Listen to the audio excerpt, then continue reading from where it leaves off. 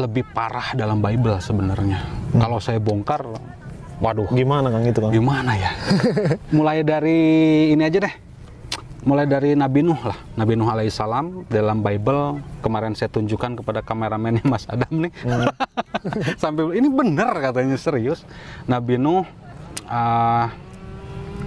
enak-enak dengan anaknya sendiri. Enak-enak.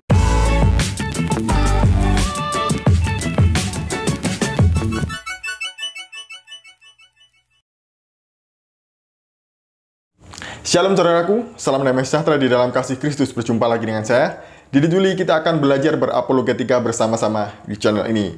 Dalam video kali ini saya mau mengomentari sebuah video dari Ngaji Cerdas, yaitu tempat ngajinya orang-orang cerdas, di mana ada Bang Erik Mualaf Channel sebagai narasumbernya. Nah, di dalam kesaksian ini sebenarnya ada banyak ayat Alkitab yang dia baca yang tidak sesuai dengan teks dan konteks ya. Tapi ada satu bagian menarik yang mau saya komentari. Jadi ini momen lucunya lah ya yang saya mau komentari. Dan sebelumnya mari kita melihat video berikut ini. Ternyata Rasulullah SAW itu menikah itu bukan karena hawa nafsunya. Ini Masya Allah luar biasa. Hanya Rasulullah SAW saja yang menikahi wanita yang tua. Artinya bukan seneng yang tante-tante, bukan. Yang muda-muda gitu. ya gitu. Bukan, yang muda cuma satu doang, Aisyah. Radhiyallahu ta'ala anha. Nah, setelah itu dan artinya menikahi gadis 9 tahun. Ya kan, anak kecil kok dinikahi di umur 6 tahun. Nah pokoknya itu dulu tuh waktu saya kafir tuh jahat lah tentang Rasulullah, memenitnahnya. Udah kalau bahasa Sundanya mah edan-edanan lah ya. Tapi masih ada yang percaya aja ya waktu itu ya? Masih gitu ya. Karena saya aja sampai gitu ya Rasulullah teh Nabi teh gitu ya. Nah, sampai gitulah, sampai jijik gitu. Tapi kalau setelah saya masuk Islam, kalau kita lihat ke dalam Bible ini luar biasa. Ternyata tuduhan yang mereka tuduhkan kepada Rasulullah itu tidak sebanding dengan catatan yang ada dalam Bible. Gitu Kang. Jadi lebih parah dalam Bible sebenarnya. Kalau saya bongkar, waduh. Gimana Kang itu Kang? Gimana ya? Mulai dari ini aja deh. Mulai dari Nabi Nuh lah. Nabi Nuh alaihissalam dalam Bible, kemarin saya tunjukkan kepada kameramennya Mas Adam nih. Sampai ini benar katanya, serius. Nabi Nuh enak-enak dengan anaknya sendiri. Enak-enak dengan anaknya sendiri. Anaknya sendiri Kang? Anaknya di dalam sendiri. Bible Kang? Di dalam Bible. Dicekoki yang kata Roma Irama mah minuman keras. Miras.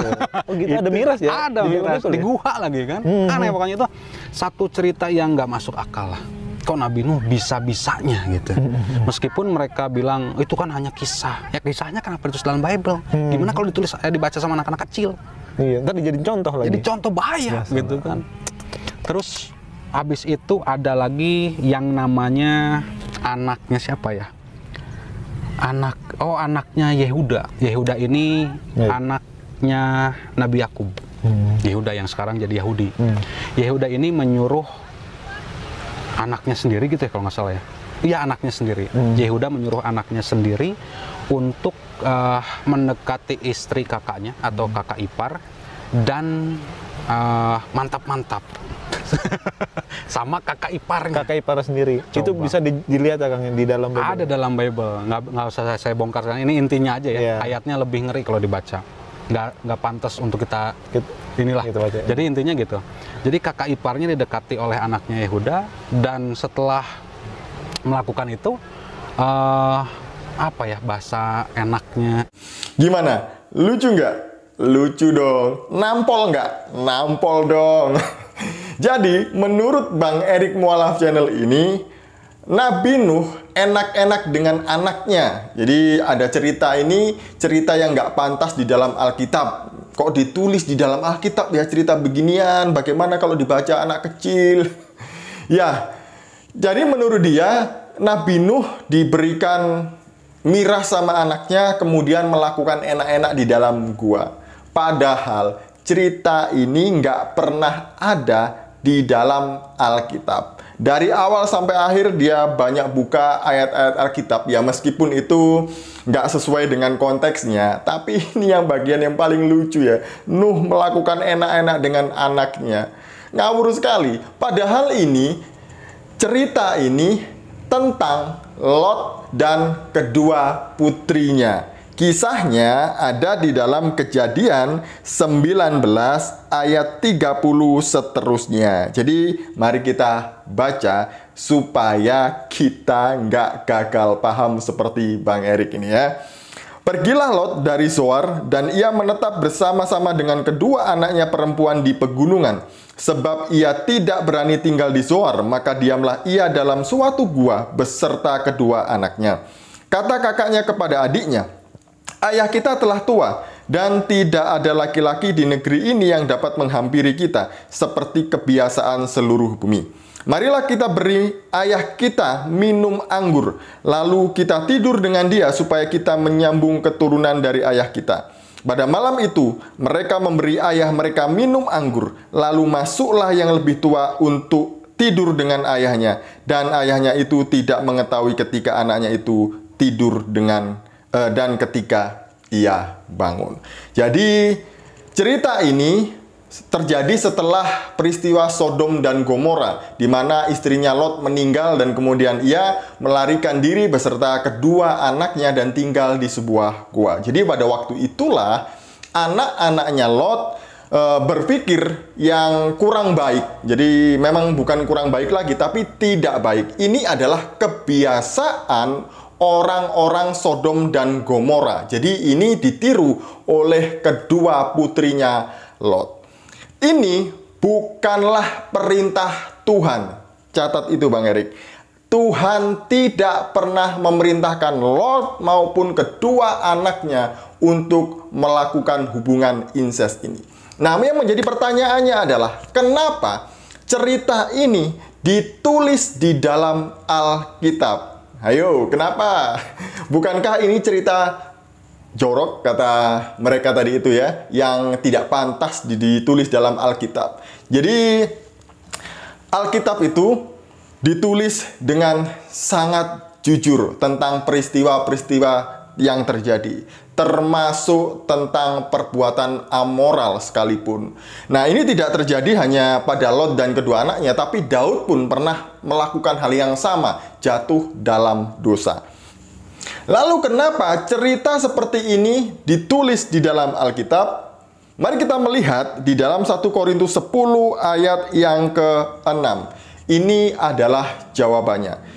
Cerita ini tentang Israel sebagai suatu peringatan. Kita baca mulai dari ayat 1 ya, ayat 1 sampai 6. Aku mau supaya kamu mengetahui saudara-saudara bahwa nenek moyang kita semua berada di bawah perlindungan awan dan bahwa mereka semua telah melintasi laut. Untuk menjadi pengikut Musa, mereka semua telah dibaptis dalam awan dan dalam laut. Mereka semua makan makanan rohani yang sama.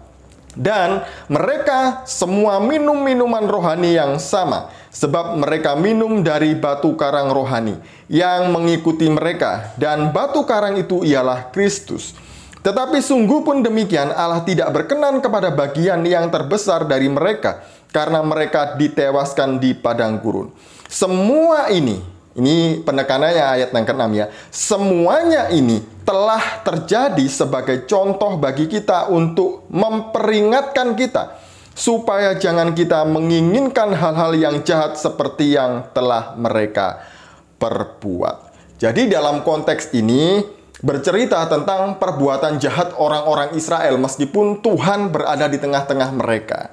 Nah, ini adalah sebagai contoh yang tidak seharusnya kita tiru. Bukan hanya kisah tentang Israel saja, tetapi semua kisah amoral yang tercatat di dalam Alkitab itu semuanya adalah peringatan dari Tuhan supaya kita tidak meniru hal yang sama. Sebab itu semuanya adalah kekejian bagi Tuhan. Tuhan tidak berkenan atas perbuatan-perbuatan amoral seperti ini. Jadi bagaimana jawabannya? Itu bukan perintah Tuhan. Dan itu dicatat dalam Alkitab sebagai peringatan bagi kita bahwa kita tidak boleh melakukan hal yang sama. Yang kedua tadi Bang Erik bilang bahwa Yehuda menyuruh anaknya berzinah dengan istri kakaknya. Ini katanya mantan misionaris, tapi hal-hal begini aja nggak tahu. Ini membuktikan bahwa dia ini memang nggak tahu apa-apa tentang Alkitab. Benarkah Yehuda menyuruh anak-anaknya berzinah dengan istri kakaknya? Mari kita membaca Alkitab. Mari kita membuka Kejadian 38 ayat yang ke-6 sampai 10. Sesudah itu Yehuda mengambil bagi anak sulungnya seorang istri yang bernama Tamar. Tetapi anak sulung Yehuda itu adalah jahat di mata Tuhan, maka Tuhan membunuh dia. Lalu berkatalah Yehuda kepada Onan, hampirilah istri kakakmu itu, kawinlah dengan dia sebagai ganti kakakmu, dan bangkitkanlah keturunan bagi kakakmu. Tetapi Onan tahu bahwa bukan ia yang empunya keturunan nanti. Sebab itu setiap kali ia menghampiri istri kakaknya itu, ia membiarkan maninya terbuang, supaya ia jangan memberi keturunan kepada kakaknya. Tetapi yang dilakukannya itu adalah jahat di mata Tuhan, maka Tuhan membunuh dia juga. Jadi ada hal-hal yang perlu digarisbawahi yang ditekankan, yaitu pada ayat yang ke-8, hampirilah istri kakakmu itu, kawinlah dengan dia. Jadi gini, dalam tradisi Yahudi atau orang Israel, apabila seseorang mempunyai anak dan anak itu menikah dan sebelum mendapat keturunan dia sudah mati, maka untuk membangkitkan keturunan bagi yang sudah mati ini adalah adiknya. Adiknya harus mengawini istri kakaknya, dalam tanda kutip dia harus menikahi istri kakaknya supaya dia membangkitkan keturunan bagi kakaknya.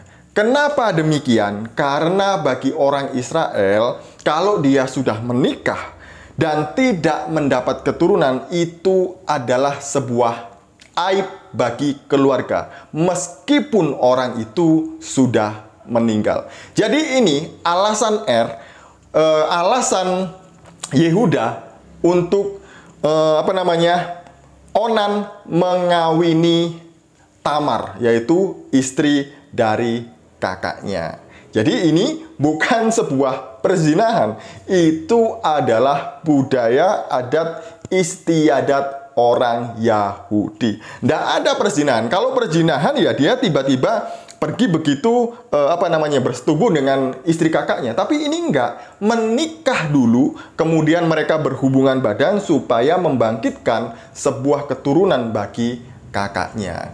Itu cerita yang benar, Bang Erik. Jangan ngawur kalau berbicara tentang Alkitab, karena Anda ternyata tidak tahu apa-apa tentang kebenaran Alkitab.